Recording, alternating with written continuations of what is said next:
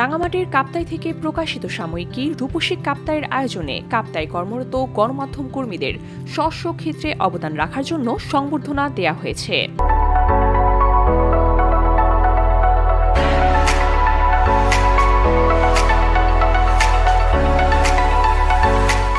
সংবর্ধিত গণমাধ্যম কর্মীরা হলেন কাপ্তাই প্রেস ক্লাবের সভাপতি, দৈনিক আমার দেশ ও দৈনিক পূর্বকোণ কাপ্তাই উপজেলার সংবাদদাতা কবির হোসেন, কাপ্তাই প্রেস ক্লাবের সাধারণ সম্পাদক, বাংলাদেশ বেতার ও দৈনিক আজকের পত্রিকার কাপ্তাই উপজেলার সংবাদদাতা ঝুলন দত্ত এবং দৈনিক আলোচিত পাহাড় ও দৈনিক ঢাকা প্রতিদিনের কাপ্তাই উপজেলার সংবাদদাতা এম বাবুল।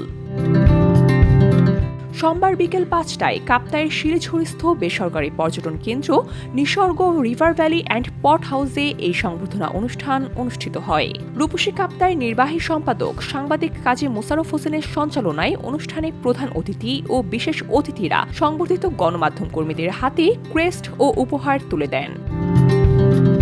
এ সময় উপস্থিত ছিলেন কেপিএম লিমিটেডের ব্যবস্থাপনা পরিচালক শহীদুল্লাহ, কাপ্তাই নৌবাহিনী স্কুল অ্যান্ড কলেজের অধ্যক্ষ কমান্ডার আলিফুল্লাহ, কাপ্তাই নৌবাহিনী ঘাঁটি শহীদ মোয়াজ্জেমের নির্বাহী কর্মকর্তা কমান্ডার হামিদুল ইসলাম, কাপ্তাই উপজেলা পরিষদের সাবেক চেয়ারম্যান দিলদার হোসেন, কেপিএম লিমিটেডের বাণিজ্যিক বিভাগের প্রধান আব্দুল্লাহ আল মামুন এবং কাপ্তাই পালপুট বাগান বিভাগের বিভাগীয় কর্মকর্তা সাজ্জাদ হোসেন সহ আরও অনেকেই। অনুষ্ঠান শেষে রূপসী কাপ্তাইয়ের পক্ষ থেকে ইফতার মাহফিলের আয়োজন করা হয়। রূপসী কাপ্তাইয়ের নির্বাহী সম্পাদক সাংবাদিক কাজী মোশাররফ হোসেন বলেন, সম্প্রতি আমরা রূপসী কাপ্তাইয়ের ৪১তম প্রতিষ্ঠাবার্ষিকী পালন করেছি।